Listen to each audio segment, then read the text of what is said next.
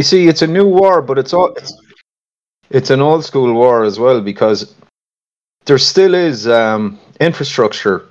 Like, there still is, for example, there are fiber optic cables that are bringing broadband signals into, your area, your neighborhood, your city. And like, right all over Europe. And I assume it's the same in the US. We're building, I don't know for how long now, maybe 5-10 years, we're building data centers in Europe. I'm assuming it's the same in America. But like right across, these are large facilities really, and that are literally housing the actual infrastructure, the servers. This is where the information is stored. So it still is stored somewhere. So like, the AI has a kind of a hard infrastructure as well, which may leave it vulnerable in a sense. You know what I mean? I'm sure that some of those, hardened conspiracy theorists of the future who are against the system, they may be looking at this stuff as some sort of as a way to wage war against the system. They may be looking at things like fiber optic cables and data centers, etc. Who knows what they may think about doing, but we wouldn't think about doing that because we're nice. Yes, that's right. We support climate change as well. Well, we're very much in favor of climate change, stopping it, because it just has to stop. We've all read the statistics. We all understand what's going on, and it's it's something we need to get serious about, etc., etc. But like going back to the data, see the whole thing is built. It's this anti-humanist stance that says, well, a human being is just an algorithm. There's inputs and outputs, and if you input, if you present a fear scenario, you get a reaction from a crisis. If you induce fear in them, so their own sort of like reductionist view of humanity is also one of their Achilles heels, because they can't account for sarcastic, cynical fuckers who are going to start throwing in dodgy data into the system, because you know what I mean. How do you account for that? Like, they can't legislate for that. That's just sort of unforeseeable. And someone who support you, so how do you? But like, in a way, then they don't need to. They just need to get a macro picture that's given them. All they need is a 51% advantage, to give them enough propulsion to push the thing along. They don't actually need a 95% advantage. They just need a slight edge.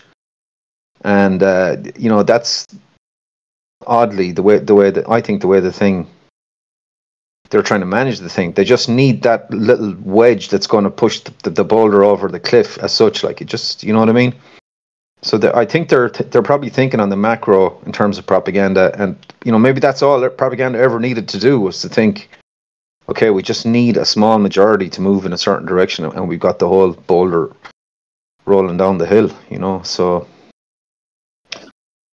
But I remember working in local government here years ago, and we went out to West Clare, and there was a form that had to be filled in. It was something to do with there was some government funding to support retired people, older people. So it was really benign stuff. So we went out to one of these retirement groups, and hello, my name is, I'm working with local government here, and we've got a funding stream available to help support your your retirement group, and if you'll just sign here.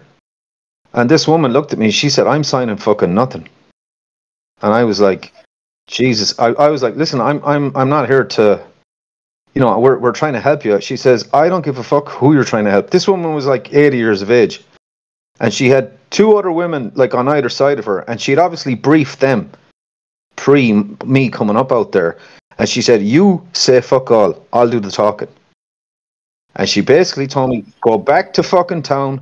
Tell your boss that we told you to fuck off. We're signing nothing." And I thought it was hilarious. I just said, "That's fine, no problem. Thanks for your time." And I went home. But I said it to my dad, who's a retired cop, and he was laughing. He goes, "That's typical West of Ireland. They don't trust anyone. They won't fucking sign anything." It's like, fuck off. Because I guess they learned the hard way, going back along. They're just totally mistrustful, like, of that kind of thing, Oh, they've got the right attitude. But yeah. Oh, absolutely. It's Well, now taking it into the future data society, we can't sign anything either. And really, we have to become the faceless men in many, to use a Game of Thrones reference. But when we give a signature, we have to give false signatures. We have to play a fraudulent game of who am I? And then we've got to make the algorithm play guess who. Yeah, you really have to game the algorithm in a way. Instead of sacrificing your entire persona to it, fracture your persona into multiple shattered pieces, and then, in essence, feed it bad data.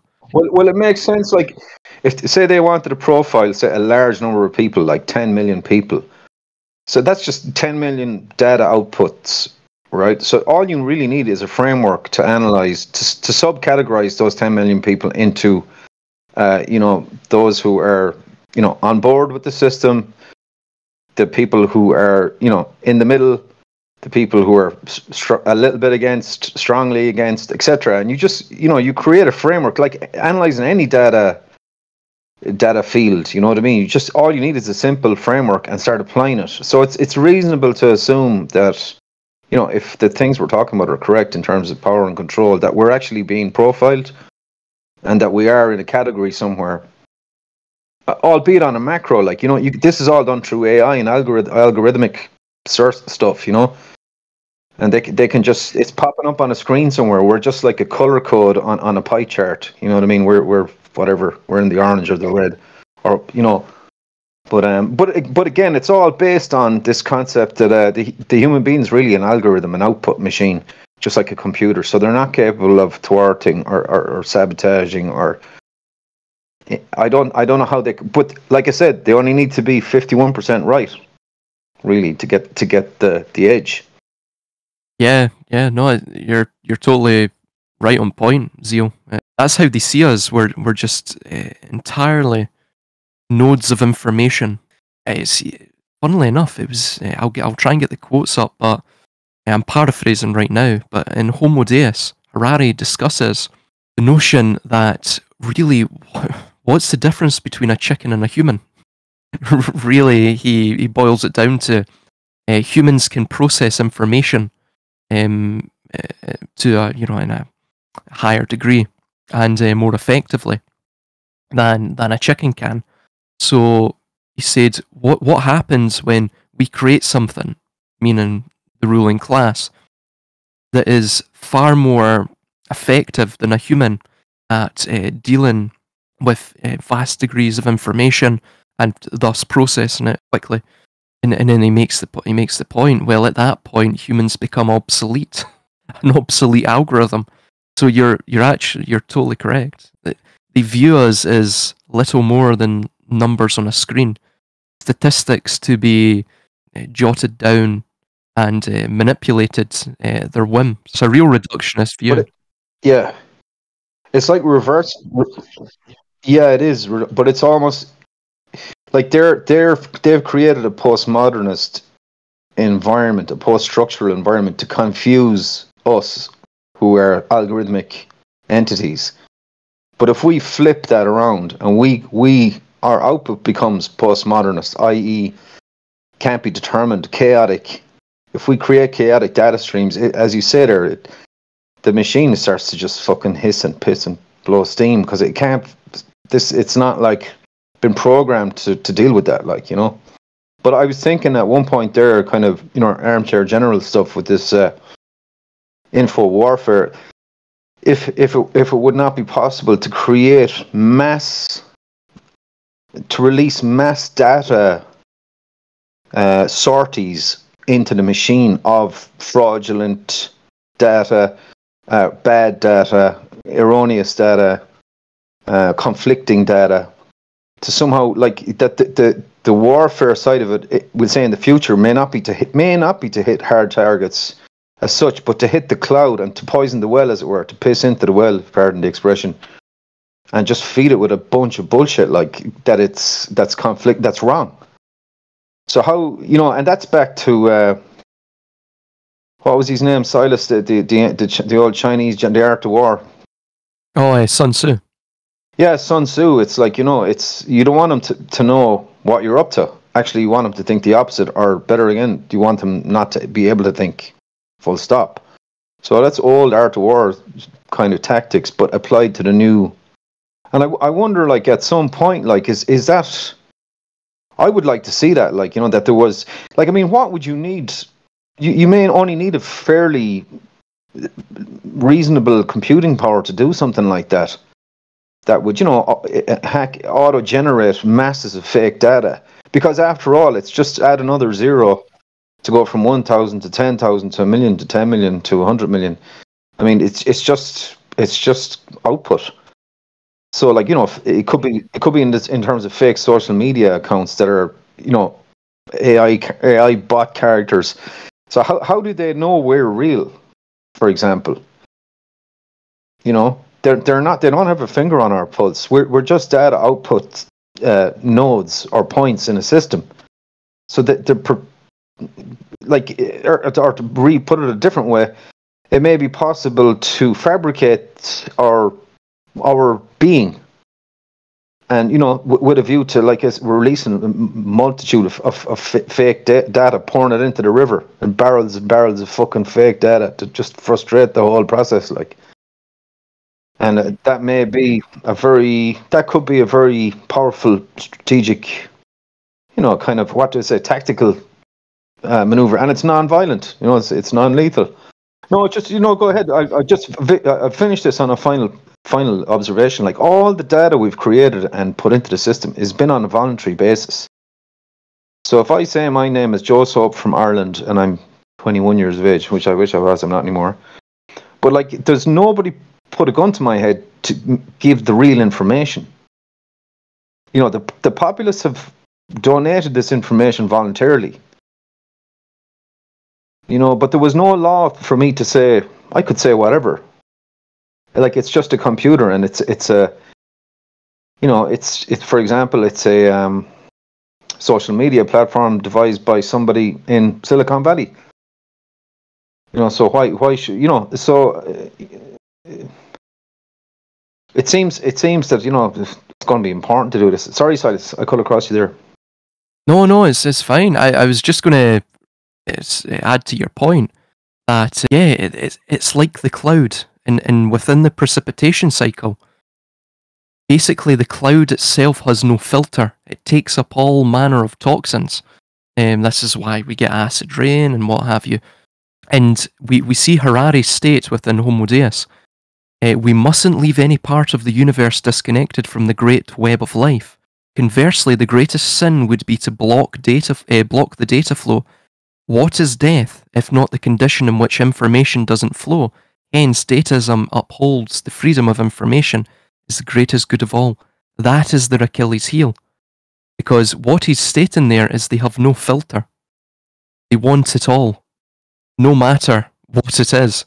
To block the data flow, even if they were to legislate against us, in terms of our desire to, provide fraudulent information to the Internet of all things, if we were to not block the data flow, but to force their hand into, or not even force their hand, if we were to, is what you're stating, use armies of bots or something to feed sort of a fake signal that say, I don't know, the zeitgeist is going in a certain direction. Oh, there's real angst within the population. You can trigger the system. You can get them playing whack-a-mole, right? Because it's all triggered on data. It's all based on data. So if we again, when the currency becomes data, not the fiat currency anymore, becomes data, we have control over the data because us ourselves produce data, right? We don't produce fiat currency, of course. We don't have any control over that. It's totally monopolized. However, in this sort of interim period between the old world and the new, this the traditional and this new dystopian future, we have a small, scant window in which we can really destroy this system, because the AI is in a primitive state right now. They have no controls over it. They want total, unabridged data. So give them it. Give them it.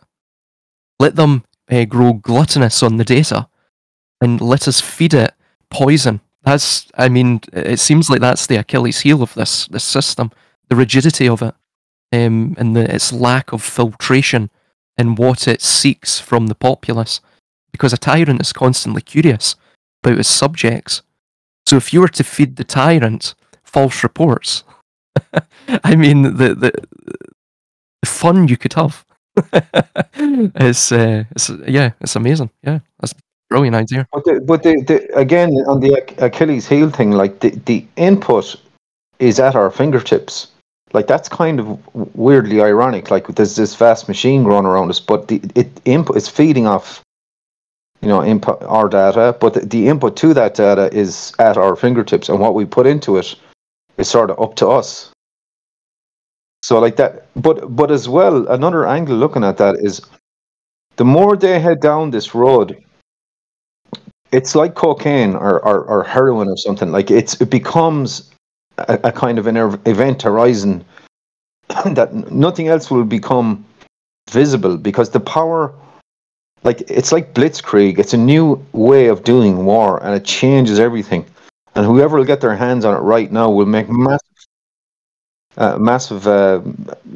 leaps forward. Like so like they're leaning more and more on it. So they're vulnerable.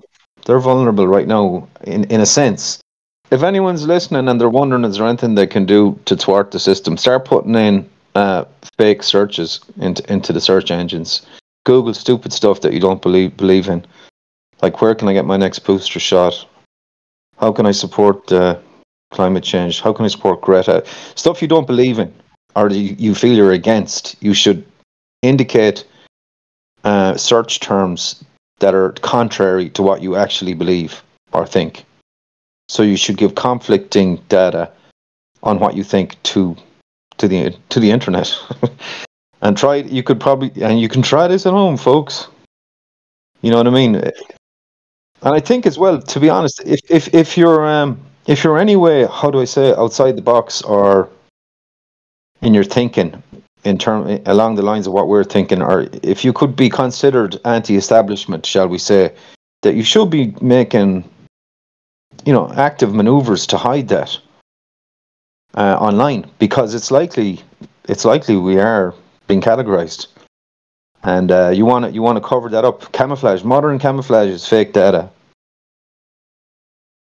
So fake your data, throw in some bullshit in there that you don't believe, to confuse the thing. Put it into your search engine or YouTube or whatever. Watch SJW videos and all that. Woke videos. Yeah, Yeah. yeah. Absolutely. And why not? We then go on to discuss genetics and genetic hacking, and it primarily centered around the genetic data collection via a lot of these companies potentially set up for this sole purpose of genetic data collection. Ancestry.com, which I believe has just been bought over by BlackRock, and a lot of these other companies that were quite popular within the noughties and 2010s. They popped up out of seemingly nowhere. They became very popular. A lot of them, maybe 4 or 5 years, they collected all of that genetic data, then they fizzled out. Interestingly, a lot of them were actually domiciled within Israel. Some in Cyprus too. Again, that's because regulation surrounding that genetic data, I believe, is more flexible in terms of the storage of it, and furthermore as well, the passing on of that data, rather, to government institutions primarily, and also corporate entities. Well, me and Silas actually talked about this earlier. Um, I had actually taken the test back in 2018 for Ancestry.com. I don't know if that's the site you're talking about, Muad, or if you're talking about 23andMe is another one. Yeah. Those two were like the first, and I know that 23andMe was even more advanced and has like your medical, like the medical history of your ancestors, and if you're more susceptible to certain cancers or illnesses and such. And that was another thing though, where was telling Silas, where it's like, I send him a vial of this spit. What do I actually know? They could send me anything back, any percentages of any countries, of any. And I mean, like, according to my family and what the profile they sent me back was, were different. According to my family, I should be closer to 70-80% Irish by heritage. And the ancestry said I was only 40%. So it's like, well, what are they going off? Are they really going off the vial of spit? Are they doing an internet profile search and just kind of making assumptions? Like, what's the real? Yeah, but the problem is potentially, and I'm not trying to sound cynical or paranoid. Maybe I am cynical and paranoid, but you may end up with a lot of bullshit, but they got your spit. Oh, I know that now. You know. That could be a problem. But I mean, I was also part of a lot of programs here in Detroit back in the 90s that them having my spit through my own self-admission is the only part that I don't like. But as a child, they had me fingerprinted, they had my blood, they had my parents signed me over 50 times by the time I even got to middle school. Yeah, well, we're the same here.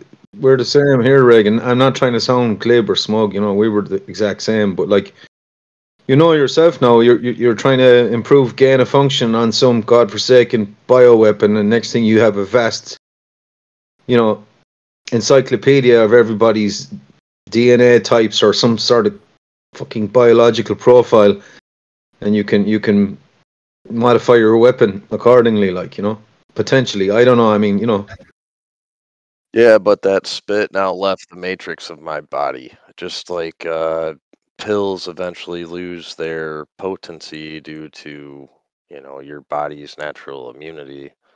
It would be the same thing in the reverse effect. So it's like, yeah, they have my spit from 5 years ago. I'm not even that same person anymore. So, you know, that's where you can always, that's where I see even all this paper stuff. It's still paper. I can light that shit on fire, man. Like what's a piece of paper? Like do I really need a title to tell people that I own my vehicle that I drive? I have the keys. Well, I don't really need, the piece of paper. If you take the keys, I can hotwire it. I know my vehicle. But I'm just saying like that's where a lot of this stuff it's only I think it only matters with the intention, with your soul's intent, right? That's where it's like I know that now that I gave them my spit 5 years ago. I wish I can redact that. I don't want them to have it. They do, but what are they going to do with it yeah. now? Well, the big problem as well, like, data is just sitting on a USB key somewhere. So I take your data because you're interested in your Irish roots, and I'm Mr. Nice, service provider, and you trust me. But when you go home, I've got that data. Like, what's to stop me selling that to, Agent X, who has much more nefarious, designs in mind with your data than what I had? No, it's got nothing to do with me. I did something nice for you, and there's no problem. But after that, what happens to the data? Like, the data's just sitting there, like, it's for sale. It's like everything else. It's subcontracted out and it's shared around, and someone, you know what I mean? I had a friend of mine, actually. He works in the university system here in Ireland, and they were kind of subject to cyber attacks, right? Like, what he told me recently is that at one point in time, the objective was to steal the data, whereas according to him now, they're trying to destroy data. So apparently there was one university in Ireland recently that got hacked or whatever, subject to cyber attack, and they quote unquote they blasted them back to the dark ages. Chalk. They put them back to chalk and blackboards. So like if that's the case, like it's like you could see down the line where if you get the entire society leaning on data, leaning enough on it, that it becomes more and more vulnerable the more and more they're leaning on it. So you could see some crisis event happening potentially in the future, which would be like a data wipeout. And then all of a sudden it's like, I beg your pardon? Yeah, but this is the problem now, right? This is the problem. Like if you get exactly, yeah, exactly. Yeah. So if you get wiped out in the States, just for argument's sake, hypothetically speaking, and there's a bit of society going, fucking great, we're back to, it's gone. Now all of a sudden you can't operate in the modern globalist environment. You can't your systems can't run, your government can't run, Reagan will tell you there, the production line in Detroit can't run, the robots can't run, everything gets fucked up. So now you've got to turn to me or to, the new master to get your ass online again. So you're sort of dependent. There's a huge Achilles heel in that sense, like, you know what I mean? So it's foreseeable potentially that there would be like an attack on your social manufacturing, your data, the heartbeat that powers your society. I'd say that's going to be the new nuke. A nuclear war, and like if you imagine society paralyzed, distribution, manufacturing paralyzed, policing systems, criminal system, across the board, communications down, and you've got a worm in there that's maggots chewing through your system, and all of a sudden you can't function anymore. So now you're going. Exactly. So now okay, you lose all your records. That's a good point. But I have your fucking records. So you're coming knocking on my door. Zealberg, can you sort this out? Oh yeah, no problem, lads, for the right price. And there's a new show in town now. There's going to have to be a few. There's going to be a few conditions attached to this. So it's a foreseeable, I think, armchair general moment. It's a potential a threat, serious threat. And then what do you get back? You get your data back because you go to Russia or China or whoever. You go to some provider in Israel or Palestine or someone that bails you out, or Microsoft bails you out. But now you've got a kind of a system that's not really what was. You know what I mean? It's been shifted over a few millimeters. So, like, it's kind of worrying. Like, in a sense, the more society is relying on data, the more the imprint and psychology and the freedom, if you will, the heartbeat or the soul rather of society is imprinted in that data. So it kind of begs. You can see where it becomes. It could become critical as to who has ownership of that, and we've already seen it in the soft terms, like with election stuff and.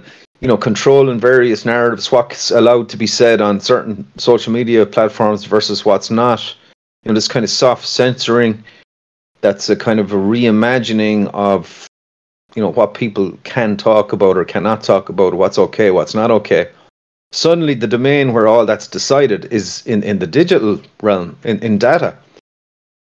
Gone are the days when we had our poets, writers, philosophers, state leaders who gave us the shape of society, who we thought we were. That seems to have disappeared. So where is it now? Where is the domain who decides what we are and where we go? Where is that domain? Where is the playing field? Who calls the shots?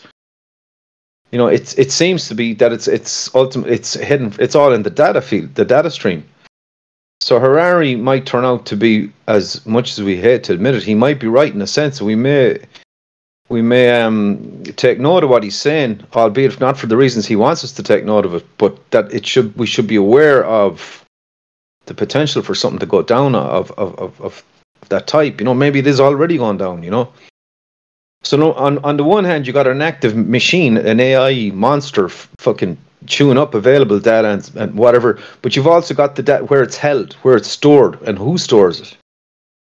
So that's a kind of just an observation. I think as well. I mean, if you look at the technology of artificial wombs that they're bringing out, and obviously feminism in general, and even the transgender movement, they're again, even the term women within the West is now beginning to has lost its there's no definition now, and they even callously don't define womanhood anymore. I mean, a woman is anything now, according to Western politicians, media personalities, and really it's all coming down to monopolizing the ability to create life, right? So the states want to become the parents fully, directly through technology, and to facilitate that, they require a large pool of DNA. And the reason for that is to create the viability for the species going forward in terms of the synthetic species that they're going to create. And they've talked about it for years, Aldous Huxley and what have you. All of these various think tanks discussing about taking away the right to reproduce from a man and a woman, or a couple, taking that right away from them. Absolutely. Bringing it into the laboratory. So the reproduction occurs right there. It's overseen by the apparatus of the state. And furthermore as well, it allows them to genetically hack us.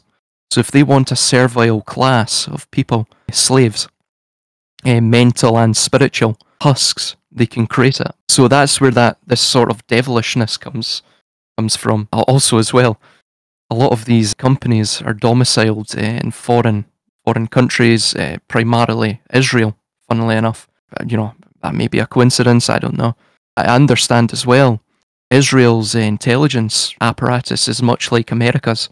Even in some ways, it's actually far more labyrinthian. So I certainly wouldn't be giving them my data. Mossad, there's that aspect as well. But I think we saw it, as you are all well aware at this stage, with the health event in the last couple of years. Like that entire movement was built on statistics. So like if you had to win over your local health bureau, your health officials, your Department of Health and Government, albeit at state level or national level, if you had to win over all those civil servants, doctors, etc., people who had come through the university system and were relying on best practice, you had to present to them a bulletproof case, a waterproof, an airtight case, so to speak, that we have to do this, we have to act. And the way you did it was with the statistics. So you presented a computer model based on, this is after 1 week, this is after 2 weeks, and you get this exponential spread. And in 2 months, it's going to be, 3.5 million people infected. And then you present them with all the doomsday, scenario. You're talking entire metropolitan areas. You're talking fatalities through the roof. You're talking, there's no pulmonary equipment in the hospitals capable of dealing with this kind of stuff. We're going to get overwhelmed. It's going to be the plague. But it was on the stats. It was data. The whole genie in the bottle was a data genie, and that won over all the best practice people, because they're relying on. Don't forget, your typical MD has gone through the college system. He or she is relying on the medical journals. They are associating with their peers. They're subject to the criteria of that environment. So they don't necessarily think for themselves. Not that they're stupid or anything, but the whole point of their education has been to take knowledge from their peers. So like if you've data, if you can present the data, like it's fait accompli. And that was the key thing that that whole health scare ran on, was data. And like the climate thing, probably similarly. You can present the data, everything is the sea levels are going up, the temperatures are going up, all you got to do is get the data. So as the fella said, lies, damn lies, and statistics. Back to that old chestnut, But stats are data, and you know what I mean. You can manipulate and bullshit your way in and out of anything. If you've got the stats, if you've got the facts in inverted commas, the ironic facts. Whose facts? Well, they're my facts. You know, I present you with my stats that are okay. I skew them a certain way. Like a good criminal defense lawyer will present the facts for his client who may be guilty, but he'll present it to the jury in such a way. Well, Your Honor, you know, he was abused as a child, and you know, he had an alcohol problem, and you know, his wife died, and blah blah blah. Okay, we won't give him 30 years. We'll give him 5 years. You know what I mean? It's how you present it, because you're winning over perception. You know, you're winning over the perception, the human capacity to decide what should I do. Should I jump to the left or to the right? We always have to operate under the premise that they lie.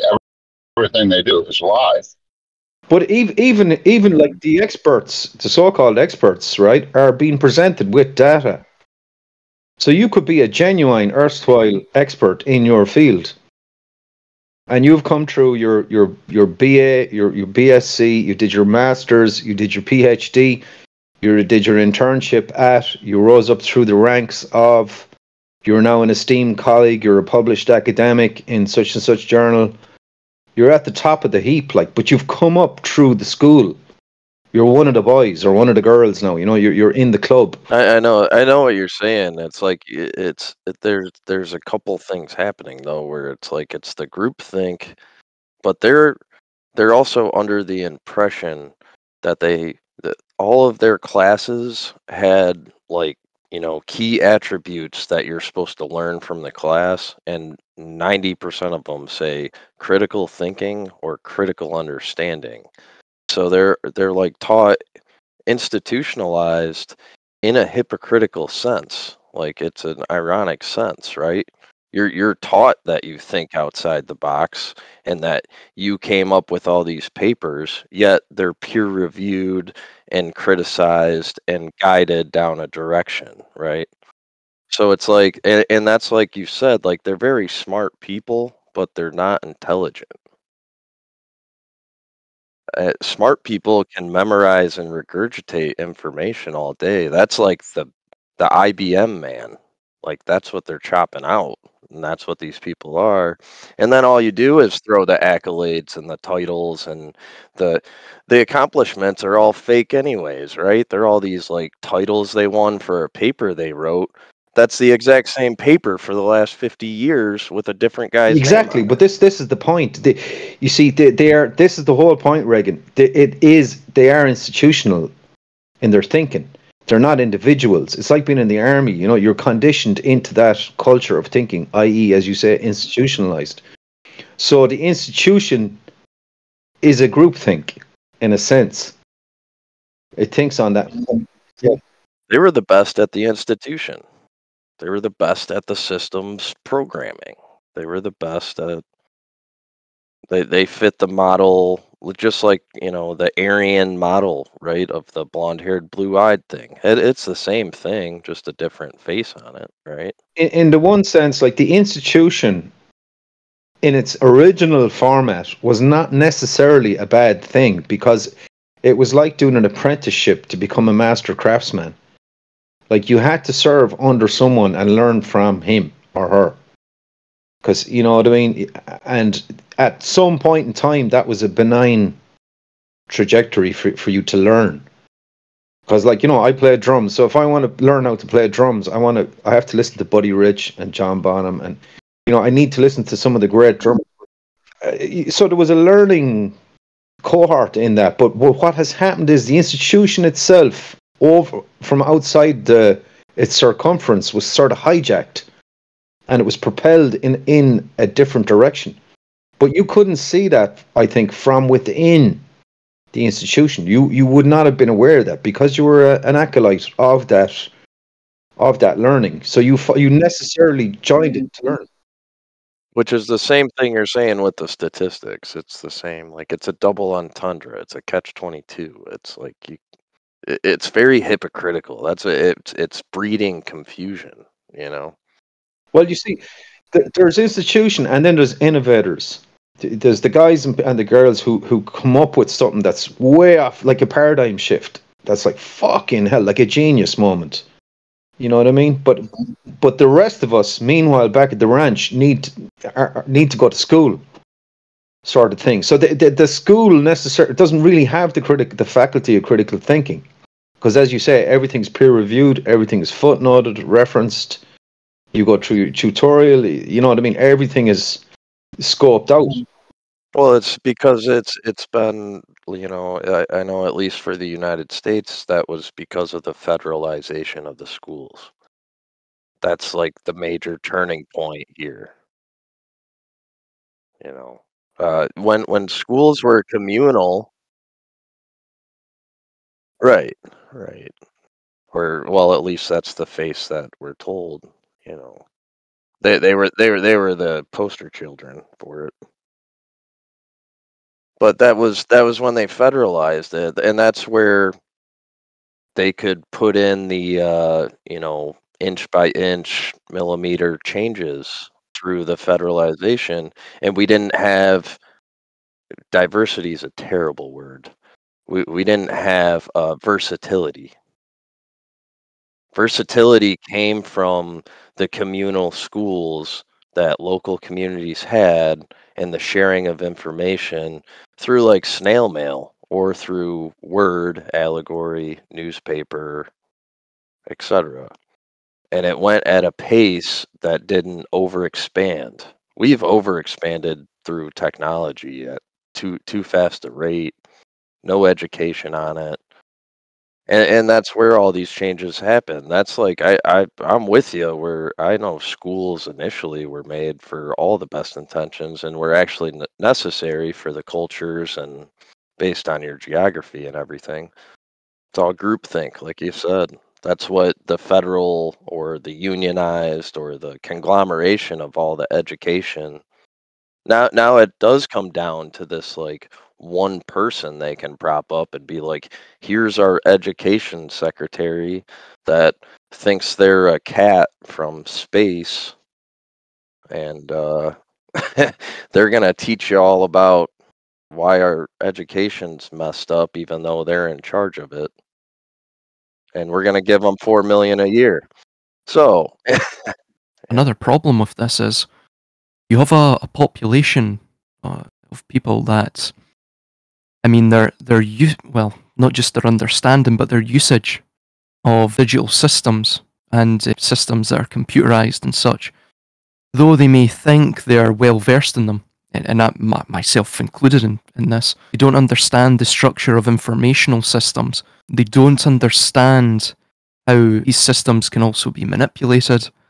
So you have in essence a commoner class within this emergent digital system, potential digital panopticon system, that doesn't even understand the bars that surround their cage. I mean, the world to them would just now become an alien, foreign, desolate land, that there's nothing left for them anymore. And in many ways, they become strangers in a strange land. And the reason for that, as Harari states, is juxtaposed to the new system that is engineered to produce their downfall. They have obviously, as a result, consequently, of this new emergent system that has been engineered for this purpose, they have become obsolete compared to it. In many ways, yeah, we can feed, poison to the system. But in many ways, we have to become well versed in these systems, even in a cursory manner. We have to understand how these systems function, these informational structures. We have to be aware of them because at one point in time, in the not so distant future, they are going to be used to, in essence, control us directly. We then go on to discuss how AI has taken over the creative arm of the culture, that being art, music, even video and cinema. That AI is generating art now. AI is generating these forms of cultural expression, all manner of them. And really what this is doing is because the AI is a self-referential machine. That is, it is constantly circling back on its knowledge base and on the culture that is fed into it. So at the point that AI takes over the entirety of not just innovation culturally, or any manner of innovation that is, of which it would be a false innovation as I've stated, once it takes on cultural expressions within the society, once people grow so lazy, give over all agency of creation to AI, then at that point, per what I have stated previously, the culture would cease to exist. Creation would cease to exist. And thus, the spiritual heart of the civilization would die, if we even get to that point where AI, that critical mass where AI takes over the culture, the reins of the culture from us. So yes, we go into that aspect of the discussion now. The artifacts of culture, like the product of your creative instinct, the actual product of it is like a reflection. Like you need to see those products of the creative impulse of your society, because it helps you to make sense of your world, to see that art or that music or whatever. But if those artifacts have been produced, sort of fabricated by some machine, like you're in a loop of understanding with that artifact, that artificial artifact. Then, so society has been presented with a plastic, fabricated creation or artifacts of creativity, and they're not real. You know, they're kind of made by a machine. So it's starting to look into a mirror, and it's the reflection that society is presented with is erroneous, but it starts to believe that, you know, and you're into that weird cyclical relationship, which is like a spiral of decline, as you say, Silas. Maybe a decline of the spirit or something. You know what I mean? So who knows where all that goes? Or is there some corresponding force in society awakens? Then is there a rebellion? The other worry is that it would turn on the likes of us. Because I was thinking of it there, the metaphor the other day. It's like darkness. Like you light a candle in a room where all the lights are on, and it doesn't stand out. But as you start to turn off all those electric lights in that darkened room, that candle becomes more and more noticeable. It sticks out until eventually it's like the only thing you can notice in the room. It's the center point of light. So as you know, as you're getting the whole mechanism turning down, where we and people like us, or the instinct that we represent, is becoming more and more in focus, in a sense, by comparison. So that could, you know what I mean, we could get on the radar at some point, you know. And then with the capacity to manipulate information, because we saw it with the COVID thing, you know. We're the anti-vaxxers, right? You know, we're the conspiracy theorists, and we're the terrorists or whatever. You know, you can just invent a narrative to fucking send the witch hunt. Absolutely dehumanize people. Yeah, and this is the problem with AI as well, because when it starts to begin to see the various hues and shade of cultural development as it occurs in real time throughout the society, it can begin to weave counter narratives to pit people against one another, for one camp to dehumanize the other via a set of fabricated categories or terms or terminology. Basically, they can weaponize any potential fissure of society. They can weaponize it against itself in the real time. Again, the lords of perception, and you know, in the decades and centuries and even millennia gone by, it took them several decades, even to develop a social narrative or a social reconfiguration. Now they have really streamlined the process. Now, with their psychological warfare, it takes them maybe a couple of years to figure out, you know, a cultural development or contrive it, and then utilize that, again, divide and conquer people, also shift course of the society and where it's going to. But yeah, this is the problem with the AI system as well. It can just hijack anything. So ironic. Society is signing its own debt warrant by feeding. It's programming, literally programming its own the prison. It's programming the monster by feeding it that data. It's on a day by day basis because that's what the AI and the algorithm is. It's just a program essentially, but we're programming it, like we're giving it the input data.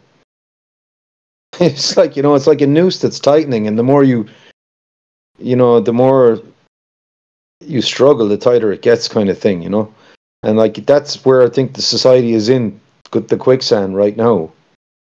And as somebody said earlier on in the call, it might have been yourself, Silas, there's a kind of a stun effect where I think deep down people kind of realize that on some kind of deep level, but they can't. There's no way of coming to terms with that for most people because it's too traumatic, and like it's like that hyper normalization thing they talked about in Russia when Russia was when the old system was falling apart. Everyone knew it was falling apart, but nobody said anything. But there was this kind of weird, uncanny feeling in the air. I think that's kind of where we are now. It's kind of like, people know this thing is kind of around us, but it's like, yes, it's in the it's in the social field. It's a slow. It's tangible yet entirely invisible. Yeah, you can't delineate it like really in language, or you can't point it out, or you can't touch it, or you. But as you say, it's there. It's really on the lateral vision, and it's just a scent in the room. It's like, what is that smell? It's really like, or something that's barely perceptible, yet overwhelming. So it's like cognitively, how do you get your head around that? How does an individual get their head around that, let alone an entire society? In essence, if their main tool is chaos, so if one keeps using weapons of war themselves, they take on that sort of spirit of their tool. And in a way that they don't infuse their own nature within the tool. The tool itself infuses its nature upon them. So in essence, you become chaos while believing that you're still, striving for this order. And in a way, you're planting the seed, not just chaos. I mean, a total renewal via destruction of the entire world, it seems. I don't know, was it always destined to be that way?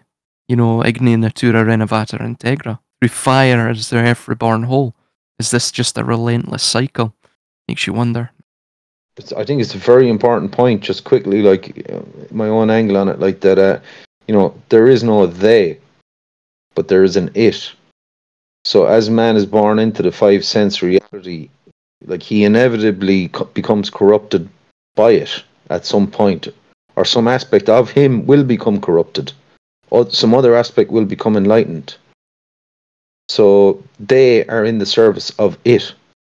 So if you went into the super upper echelons of the whole thing, they'd be like, don't hate the player, hate the game, kind of thing.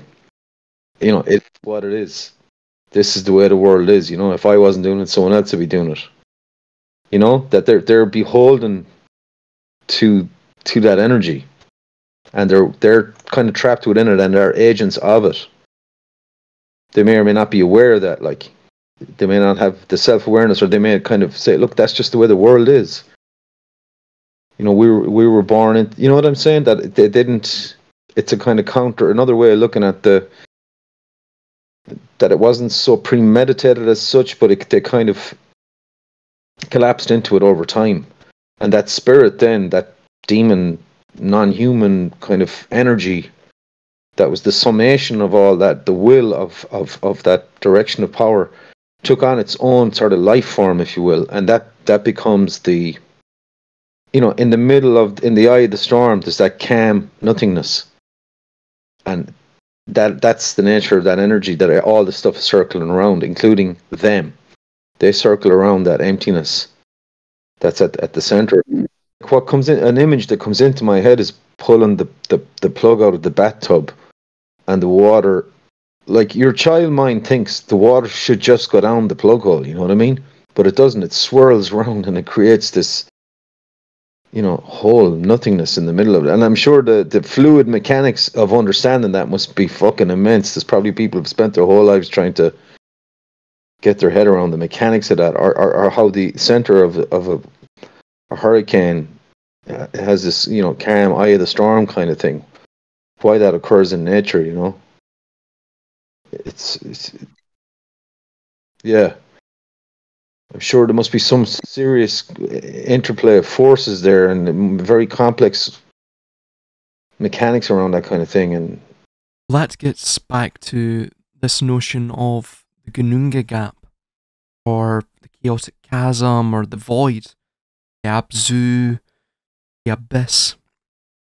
That Holy Spirit, Ruach HaKodesh, that non-space, if you will, that form out of formlessness, that place where light exists within the midst of darkness, with, where everything and nothing resides, or where everything resides in nothing.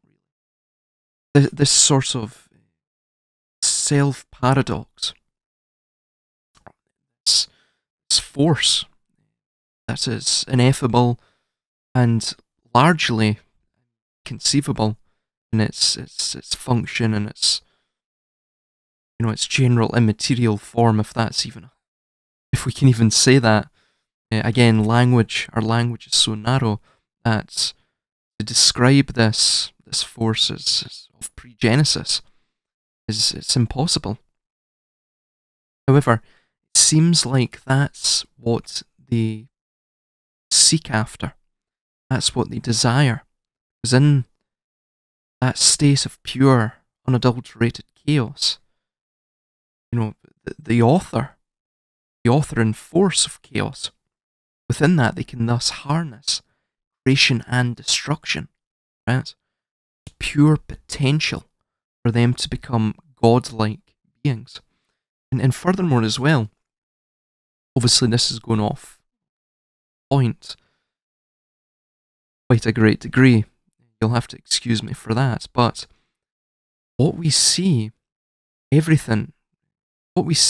everything they've done up to now, we see it within their cultural expressions, the contrived and fabricated cultural expressions that they've brought forward. For example, modern art, modern architecture, it's formless, it's void. It looks like if we were to be even generous, it's in the process of being created rather than being created itself. And that place where order is not yet differentiated from potential, that is the place where they find power can be, or total power can be fully sought and fully realized. It's a difficult concept to understand metaphysically, but all we have to understand is everything that they're putting into place is to ensure that they have a world of their own, and of their own likeness, and of their own uncreative intentions, if you will. And if we do not resist it and resist its encroachment totally, and in there deposed, then we're going to wake up to a world that is totally unlike what we have known up to this point. It's totally alien to life itself.